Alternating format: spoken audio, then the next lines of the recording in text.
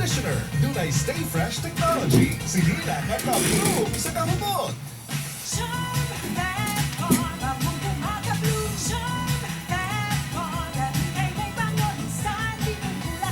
Charm Fabric Conditioner. Manufactured by ACS Manufacturing Corporation. ISO certified, world-class quality. ACS. Himbing. Gising. Palit.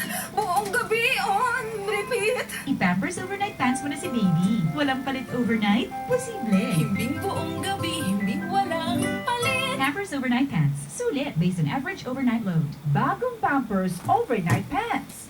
Balitang Land Bank. At tunataw, magtungan tagtutok sa tulumanong maghatod sa kaalam nga mga uswag sa atong panginabuhian. Paminaw pagkat-on may tungod na sa nagkalain-laing produkto, serbisyo o programang pangutang hatod sa Land Bank of the Philippines. Dinhila sa Balitang Land Bank. Kada Martes, alas 5:30 sa kabuntagon sa RMN Stations nationwide. Manandaw sa kini sa Facebook o YouTube Live sa RMN Stations ug sa Signal TV Channel 309. Para sa uban pang updates, i-like, follow, ug i-share ang official Land Bank Facebook, Instagram ug YouTube accounts na at Land Bank Official, at LBP Official sa Twitter. O di ka mo lang sa opisyal na Land Bank website na www.landbank.com. Hatod sa Land Bank, we help you grow. We help you grow. Ito ang DXDR 981 sa Dipolog City. Basta balita ang serbisyo publiko. Tatak RMN. Fátima dolorosa, mostraste el fuego infernal, pidiendo para salvarnos un corazón veneral. Ave María, Ave María, Ave María,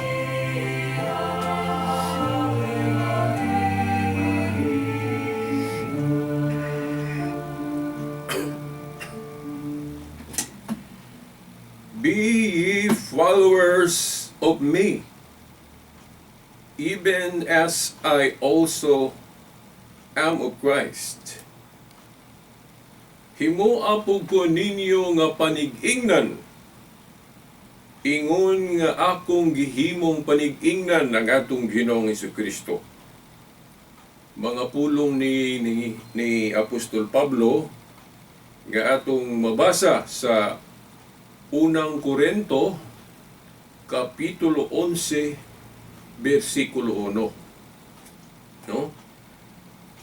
Nganong mauni ang atong giuna pagbasa karon ni ining atong laing segment sa tulumanon, ang kahayag sa pagtuong Katoliko nga akong usbon pagbasa sa Ritso na ta sa Binisaya.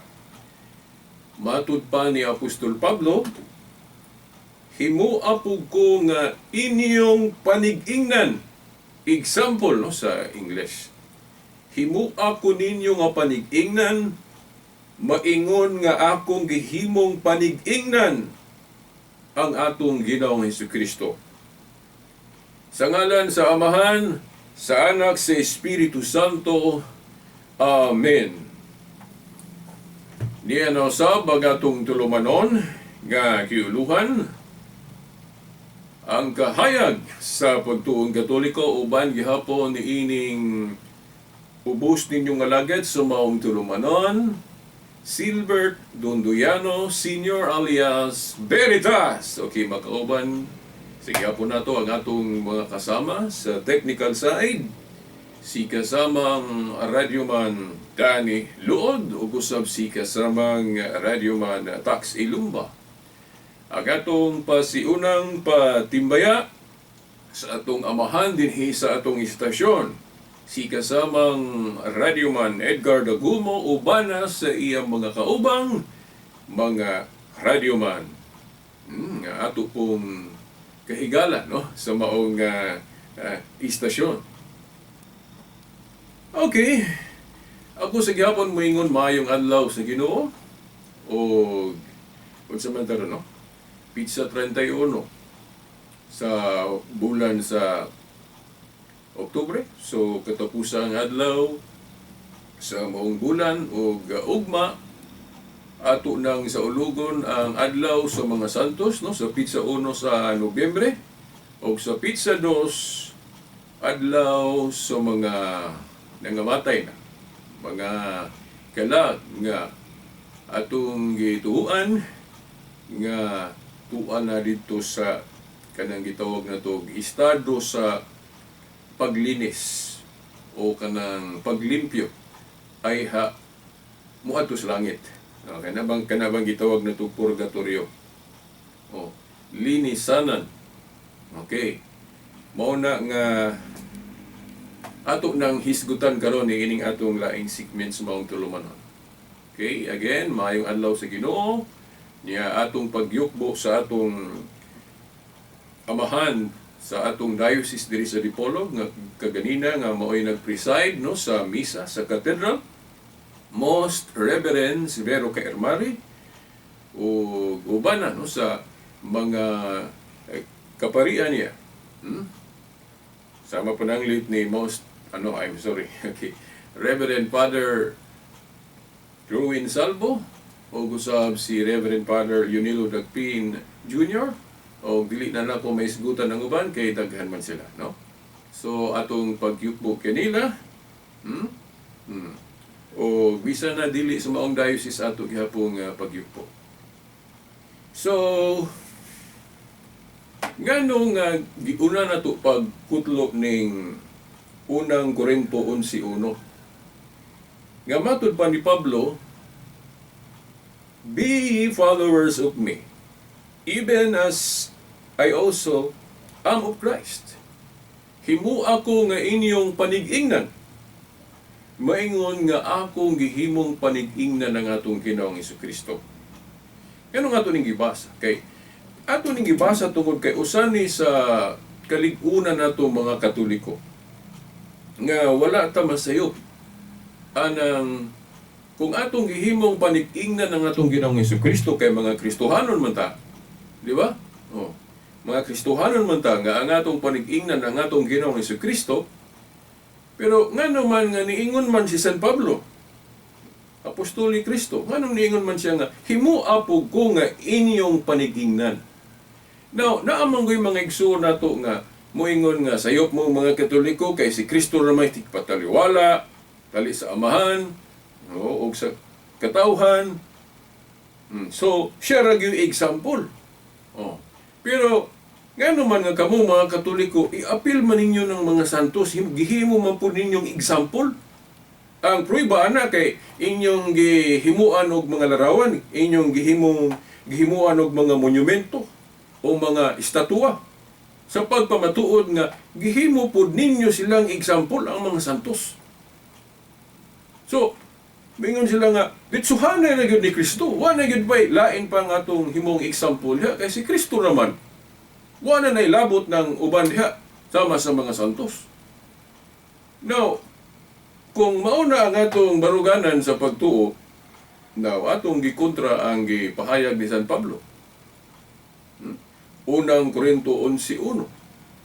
Himuapog ko nga inyong panig-ingnan, maingon nga akong gihimong panig-ingnan ang atong Ginoong Hesukristo. Kay actually, si Kristo ang atong example.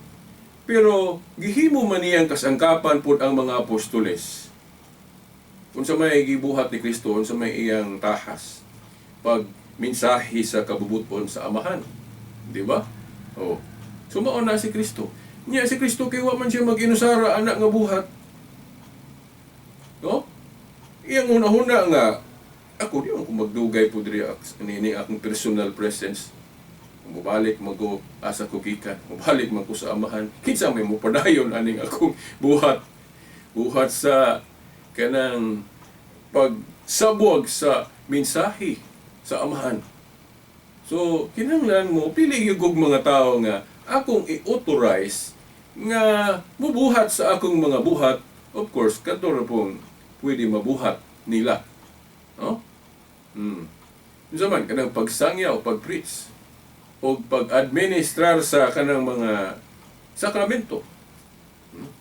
Unsa man ang sakramento? Kanang mga visible sign ba sa pagpadangan sa grasya. Sama na ang bautismo. Okay. Visible sign na makita. O timaan na sa kanabang grasya.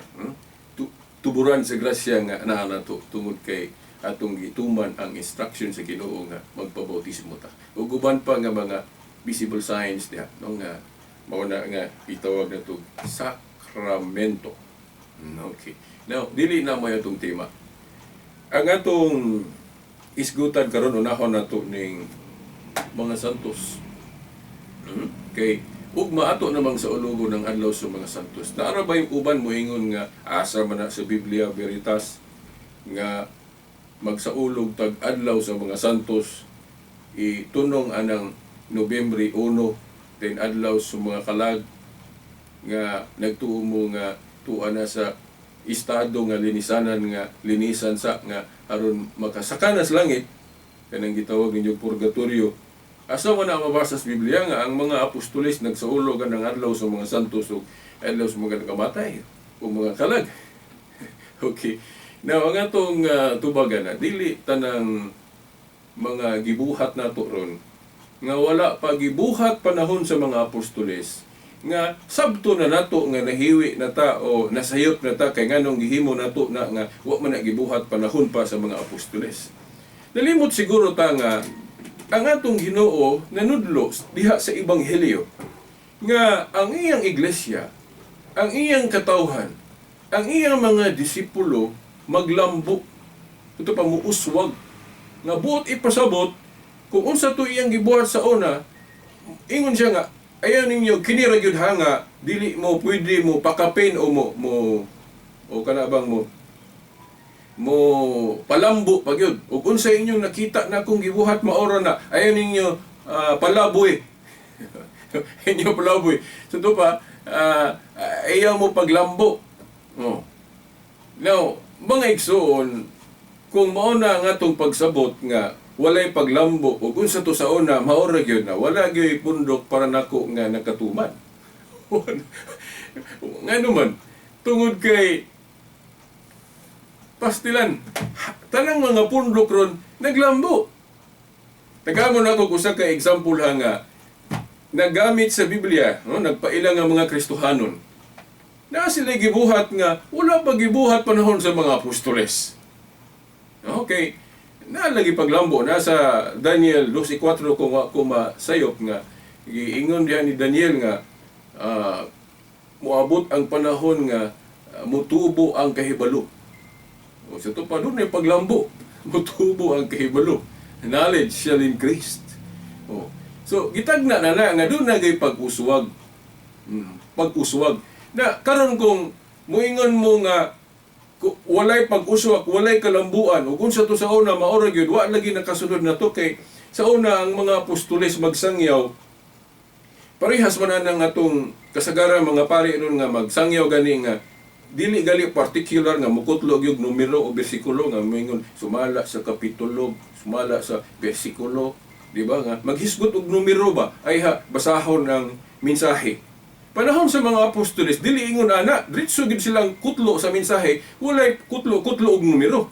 Kay sa ilang panahon, wala pa man mabutangi og chapter og verses sa mga apostoles, mga propeta. Pagtuon rugod mo anang giun sa pagkahimo ning Biblia, di ba sa mga manuskrito sa una, wala na butangig chapter og verse.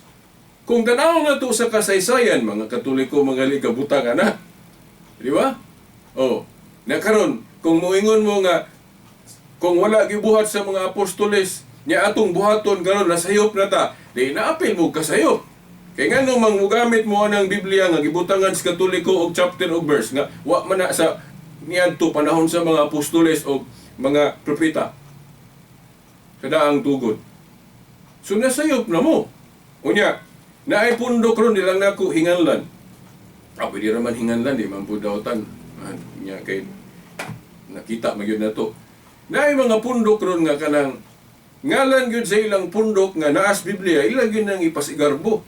Ila gyud ipasumdaya gyud ang ngalan niya Church of Christ. Iglesia sa Dios. Iglesia ni Kristo. Ibutang gyud atubangan gyud sa simbahan. Kanang ngalan ibutang gyud ba? Enang name tag. Now, magkabasa ba ta sulod sa Biblia nga panahon sa mga apostoles ang templo o Mupapos sila kaugalingon nilang simbahan no, sa pagsugod kay katong templo nga ilang sudlan, katong matong templo sa mga Hudiyo. Di ba? o, Niya wala may mabasa diri nga kanang ngalan sa pundok pananglit katong templo. Wala man nabutangi dito Jewish religion o tinuhuan sa mga Hudiyo o Judaism. Wala man nagibutang diya sa tubangan sa building o sa templo. Niya mga apostoles lagi sa una, wa pa sila kahimog kaugalingon nilang simbahan o balay ilang puanan. Mag-meeting sila balay-balay lang. Di ba? Wala po nila butangi ka kanang building kini mao ni Church of Christ, Iglesia ni Cristo. Wala pa nila butangi kay ngunana sa una. So, sabton ba po nato kung muingon ta kung wala gibuhat sa mga apostoles, bawal na o sayop na nga atong buhaton karon nga kinahanglan wa gyud paglambo, wala gyud pag-progress. So, dili lang kay mga Katoliko mo'y matamaan kung sabto ninyo ang Biblia nga og unsa to sa una mao ra gyud wa gyud kalambuan. Kini lang radyo magsangyaw ta pinagi sa radyo. Wala pa man ni panahon sa mga apostoles. Usa man ni sa kanang gipanagna sa Daniel 12:4 nga moabot ang panahon nga mo tubo ang kahibalo. So ito pa ang knowledge mo increase. So kung ang knowledge mo increase ato pa maghimo na din tag mga sama ni internet, computer, radio station, TV station. Wala pa man ni panahon sa mga apostoles. Bawal bang gamiton nato ni kay kuan? Kay wala pa ni gibuhat sa mga apostoles sa una. Okay. Ayaw dili na mao. Unya na gitoy bersikulo sa Biblia, litra por litra nga wala ta masahiyop sa atong pag-ingon nga dili supak si Kristo anang mga kalambuan sa atong pagtuo. No? Basta di lang yun masupak yun sa iyang pagtulunan sa gugma sa iyang gospel. Asa mabasa? Juan 14:12. Juan 14:12. No, usahay ra ba kay magditso ko kutlo niya na sipyat ko sa bersikulo gigamit, no? Di man ko kay ko particular ang sumala sa kapitulo, sumala sa bersikulo kay panahon ni Kristo, panahon sa mga apostoles, di man sila ingon ana. Di ba? Si Brother Eliseo Soriano, peace be upon him, ni taliwa na, di ba? Believe kay ko kay may kay mo memorize og bersikulo, chapter or verse. O di ba? Sumala sa kapitulo, bersikulo. Di ba? Believe kay ta, pero si Kristo ba magsangyaw, mga apostoles ba magsangyaw? Ingon na pa sa una nga, sumala sa kapitulo, sumala sa bersikulo. Ulahoy kay wala pa man ni butangig numero sa una. Di ba? Katoliko na may kabutangan eh. Di ba? So, si Kristo o mga apostoles sa una, murag mga pare magsangyaw ba nga, di kay particular ng sumalas kapitulo, sumalas bersikulo. Kay kanang pagbutang og chapter of verses para sa iyon tunan, para sa iyon hinumduman. Uy! Ni brown out, ni palong. Okay.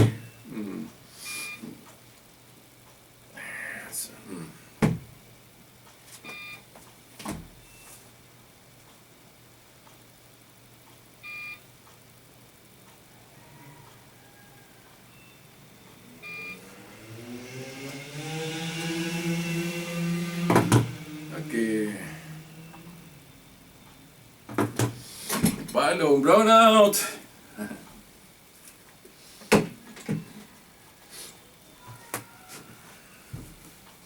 Ay, pasensya, brown out. Dito ka pa na yun. Okay.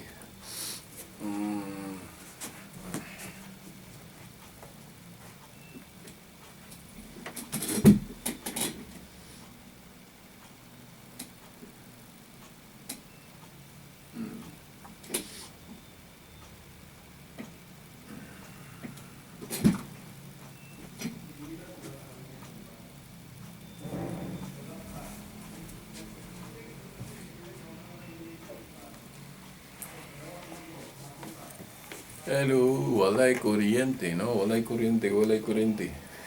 O, nandito ka pala yun. Sorry kayo, no? Pasensya.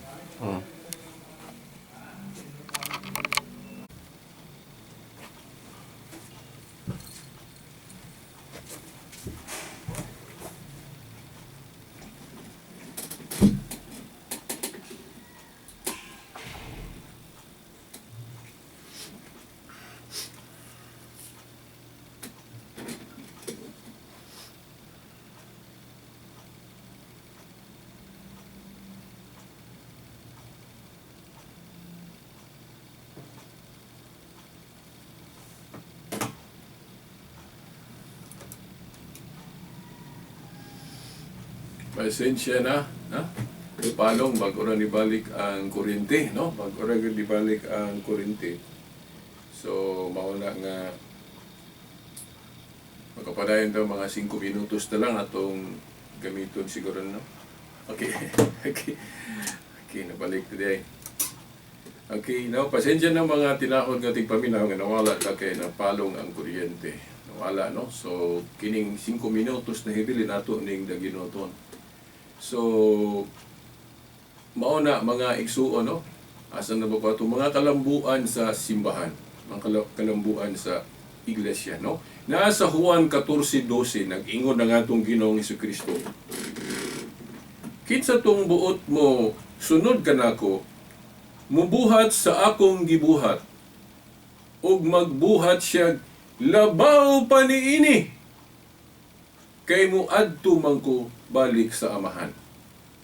So man ang gingon sa Ginoo, ang mubuhat ko no, ang gusto ko no mahimong iyang tinun-an, mubuhat sa iyang gibuhat ug magbuhat siya labaw pa niini. Sa to pa dili supak ang atong Ginoong Jesucristo og mga kalambuan sa iglesia. Di ba? Basta di lang masupak sa iyang gitudlo. Unya kining pagsaulog nato adlaw sa mga santos, sumidautan ani. Nga ato manggi uplift, ato manggi pasundayag diri ang paghimong example sa mga santos. Nga mao'y giingon ni Pablo sa unang Korinto 11:1 nga himo apog ko nga inyong panig-ingnan maingon nga akong gihimong panig-ingnan si Kristo. Di ba? Kanang magsaulog tag adlaw sa mga santos atong pakita diha mga Katoliko nga gihimo po natong example ang mga santos. Kay ato mang ipasundaya gali na ilang mga larawan sama ni Rizal, di ba? O nga atong ipasundaya iyang larawan, iyang monumento, gibutang gyud nato sa plaza. O mao ni akong giingon sa katong tema nato sa larawan, dili daotan ang larawan, basta gamiton sa insakto. Pres anang gamiton sa pagpasidungog. Kay kanang monumento ni Rizal sa atong plaza, igamit mo na sa pagpasidungog. Di ba? Ni Rizal. Wala man na himo ang Dios, pero sad to say na ay mga dili Katoliko nga ilang gihimong kanang gihimo nilang Dios si Rizal, which is wrong. Kay unang-una wa man mag-ingon si Rizal nga Dios siya. Di ba? Oh. Unya kung inyong gipangguba ng mga sagrado nga larawan, kung inyong gipangguba na nga sa ako nang giingon sa miyagi natong Sibya nga nasipya ta sa atong paggubaan na, kay ang giingon sa Biblia nga gubon katong mga larawan o mga rebolto nga Dios dili i-apil ng mga larawan nga wala himo ang Dios sa tupa dili Dios. Ato naman ning na-explicar, no? Dayon mga igsuon 3 minutos na lang din wa pa ko kahisgot sa purgatorio. Nindot pa unta og gi-expound ako ng adlaw sa mga santos. Oh. Kay daghan kong ibot isulti ana, no? Oh.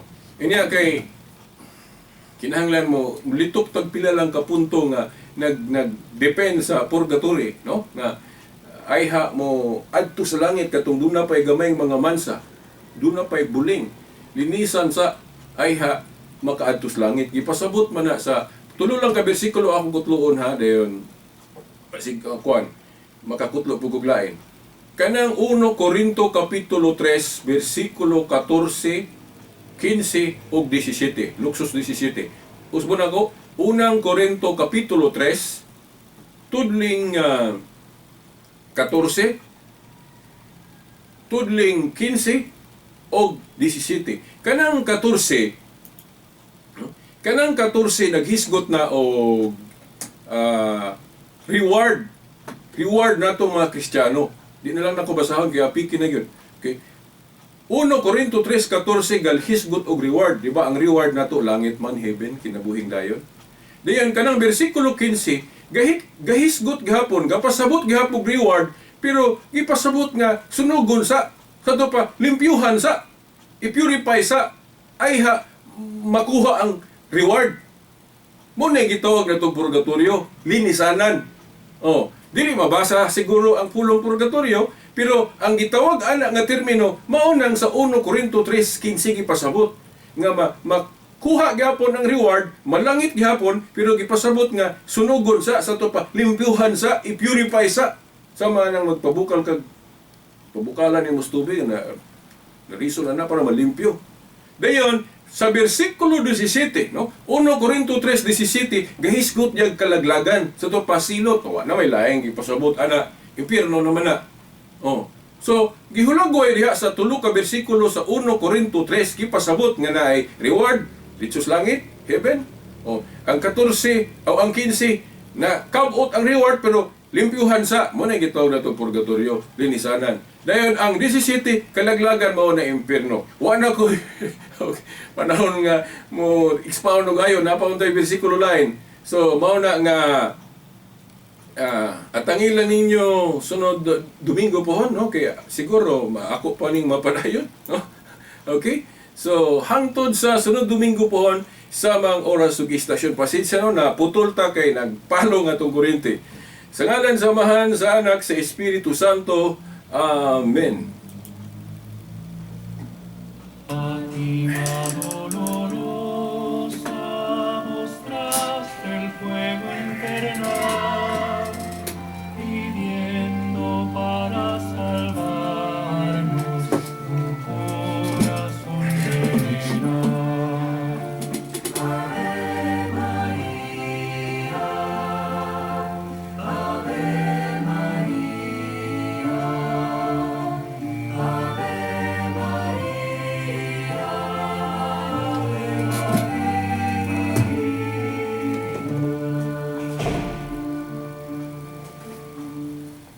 Tatak RMN. Once upon a time na ay nanay nang napaupri the end.